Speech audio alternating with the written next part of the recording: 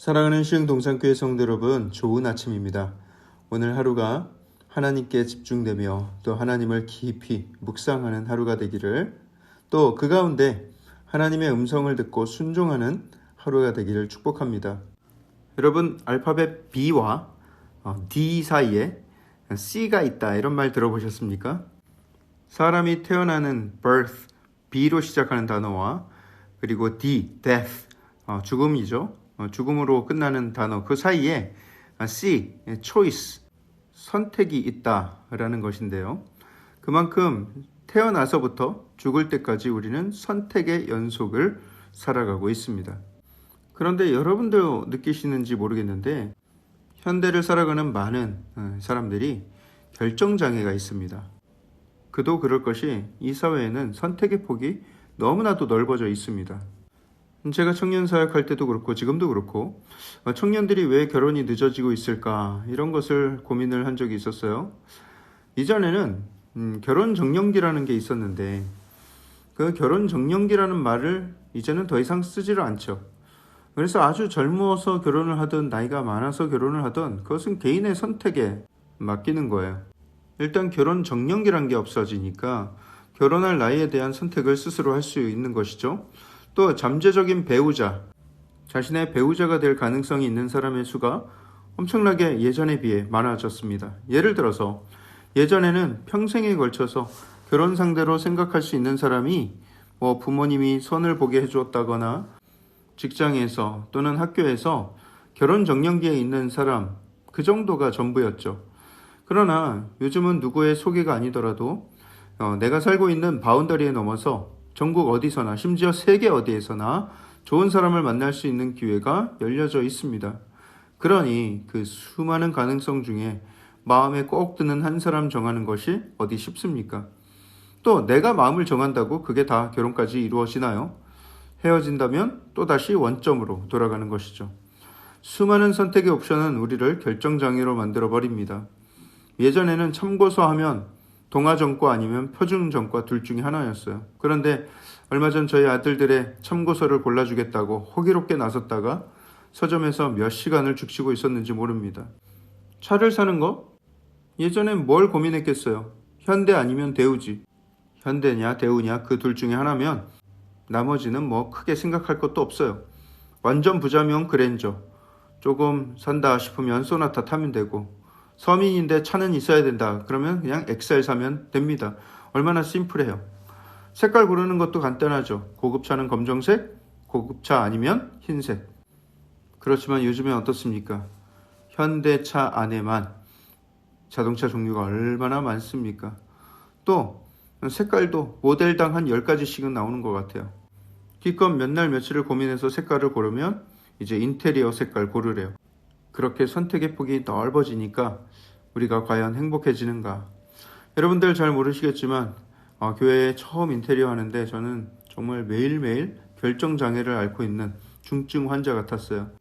하루에도 수십 가지씩을 결정해야 하는데 하나 결정할 때마다 인테리어를 담당하는 집사님이 큰 카탈로그, 두꺼운 카탈로그를 가져와서 펼치시는데 나중에는 인테리어 카탈로그만 봐도 노이로즈에 걸릴 것 같은 그런 느낌이 들었습니다. 옛날 아날로그 시절의 그 심플한 삶이 그리울 때가 있어요. 왠지 그때가 고민이 덜했고 더 행복했던 것 같아요. 여러분들은 어떻습니까? 우리의 삶에 옵션이 많고 선택지가 많은 것, 늘 행복한 건 아닌 듯 하지 않습니까? 때로는 심플한 삶 가운데 우리는 더 감사한 삶을 살 수가 있고 더 큰 집중력을 가지고 살 수가 있는 것 같습니다. 특별히 신앙생활을 할 때에는 정말로 우리의 삶이 심플해져야 하죠. 이런저런 옵션들을 다 내려놓고 오직 하나님께 집중하며 순전하고 충성된 마음으로 나아가는 자세를 하나님께서도 기뻐하시지 않으실까? 자, 그럼 오늘 2022년 2월 23일 수요일 시동을 위한 메시지 지금 시작합니다. 오늘 우리에게 주시는 하나님의 말씀은 시편 76편입니다. 시편 76편의 말씀. 오늘 이 시에도 표제가 기록되어 있습니다. 뭐라고 기록하고 있습니까? 아삽의 시, 인도자를 따라 현악에 맞춘 노래, 이렇게 되어 있죠. 아삽의 시라는 것은 지난 설명과 마찬가지로 다윗 시대의 살았던 그 아삽이 아니라 그 후손이 지은 시일 가능성이 큽니다. 그리고 이 시 또한 현악기 연주에 맞춘 노래로서 불리기를 원했던 것 같습니다. 자, 그럼 어떤 내용인가? 시편 기자는 하나님께서 예루살렘과 시온산 전역에 평화를 주신 분이다 라는 것을 상기합니다. 이스라엘을 괴롭히는 이방 군대를 하나님께서 상대하실 때 상대는 하나님 앞에서 완전히 무기력해지고 그 어떤 손도 쓸 수 없는 상황이 되어버린다 노래하고 있습니다. 또 하나님이 꾸짖으실 때 병거와 말이 다 깊이 잠이 들었다 이렇게 기록하고 있는데요. 병거와 말이 잠이 들었다는 것은 아무런 반격이나 반항을 하지 못하고 힘없이 멸절되었음을 나타내고 있는 것이죠. 7절에서 시편 기자는 노래합니다. 주께서는 경외받을 이시니 주께서 한번 노하실 때에 누가 주의 목전에 서리이까. 하나님은 경외를 받을 분이시다. 하나님은 두려움의 존재이시다 라는 거예요.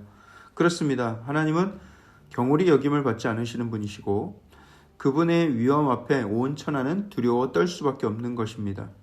하나님이 우리에게 화가 나 계시거나 또 늘 심판을 내리는 분이기 때문이라서가 아니라 그저 하나님의 지존하신 위엄 그 자체로도 우리는 그 앞에서 얼굴도 들 수 없는 그런 존재라는 거예요.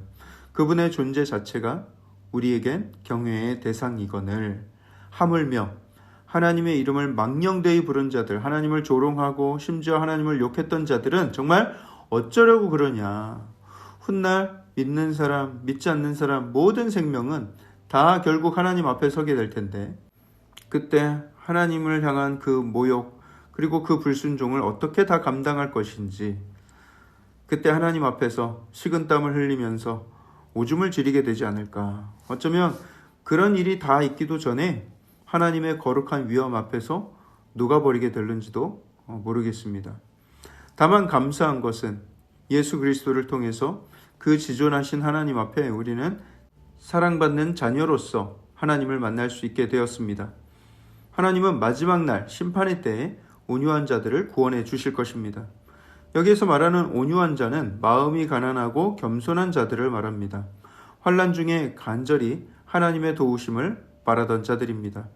하나님은 심판날에 적들을 멸하심과 동시에 온유한 자들을 구원해 주실 것입니다. 그러므로 여러분, 이 땅에서 억울한 일을 당한다거나 큰 환난 가운데 처한다 할지라도 하나님 앞에서 너무 원망하거나 너무 상심하지 말 것은 하나님은 우리의 형편과 눈물을 긍휼히 여기시는 하나님이시기 때문입니다. 훗날 하나님께서 모든 정의로서 그 모든 억울함을 갚아주시고 우리를 반드시 회복시켜 주실 것이기 때문이죠. 또 우리 함께 10절을 보실까요? 진실로 사람의 노여움은 주를 찬송하게 될 것이요 그 남은 노여움은 주께서 금하시리이다. 이 구절이 뭘 의미하는지 해석하기가 참 어렵고 학자들마다 의견이 굉장히 분분합니다. 심지어 번역도 상당히 다양하게 되어 있습니다. 일단 우리 한글 성경이 해석한 내용이 어떤 뜻으로 이해하고 번역을 했는지 살펴볼 필요가 있는데요. 어차피 정답이 이거다 하고 말하기는 어렵습니다만 한글 성경이 번역한 바는 사람의 노여움, 사람이 가진 하나님께 대한 원망과 불평은 결국에는 주의 위엄 앞에 주를 찬양하게 될 것이고 남은 죄악, 남은 노여움은 하나님이 막으실 것이다 이렇게 해석을 합니다. 하지만 좀 더 설득력 있는 해석은요. 악한 사람에 대한 하나님의 노여움은 결국 하나님께 찬송을 가져오게 하실 것이고 그 노여움 중에 운 좋게 살아남은 자들은 하나님이 끈을 조이듯 조이시면서 더 이상 죄악이 벌어지지 못하도록 하시겠다라는 의미입니다. 또 11절에는 너희는 여호와 너희 하나님께 서원하고 갚으라. 사방에 있는 모든 사람도 마땅히 경외할 이에게 예물을 드릴지로다. 하나님은요, 우리에게 단 한 번도 은혜 갚으라는 말씀을 하지 않으셨어요. 지금도 이것은 은혜 갚으라는 말이 아닙니다. 그 아들의 생명을 내어주신 은혜, 우리가 절대로 갚을 수 없는 은혜이기 때문이죠. 내가 하나님께 은혜를 갚고자 신앙생활을 한다라고 한다면 그것은 굉장히 큰 착각입니다. 갚을 수 있는 생각과 더불어서 우리는 큰 교만에 빠질 수가 있습니다. 또 내가 갚을 수 있다라고 생각하는 순간 감사의 마음도 형격하게 감소합니다. 우리는 하나님의 은혜를 절대로 갚을 수 없습니다. 다만 우리가 하나님 앞에 서원한 것, 하나님께 약속한 것, 그것을 갚으라는 내용이죠. 또 사방에 있는 모든 자들도 마땅히 경외할 이에게 예물을 드릴지로다 기록하고 있습니다.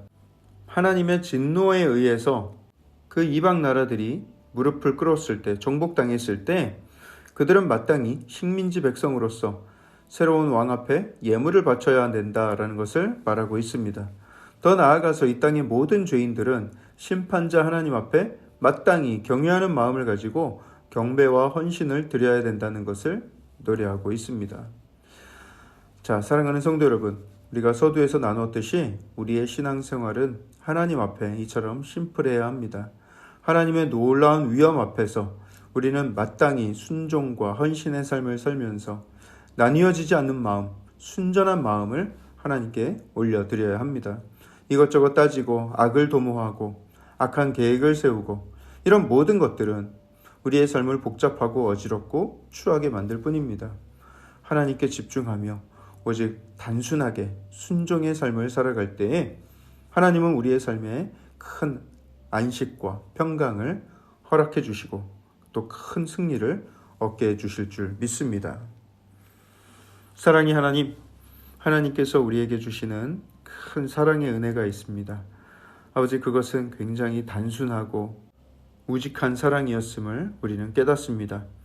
하나님, 우리의 마음도 하나님 앞에 단순하게, 그렇게 심플하게 하나님만을 사랑하게 하시고 하나님께 집중하게 하시고 온전한 마음으로, 나뉘어지지 않는 마음으로 하나님께 나아가게 하여 주시옵소서. 오늘 하루도 온전히 주님께 올려드립니다. 모든 말씀을 살아계신 예수 그리스도 이름으로 기도합니다. 아멘.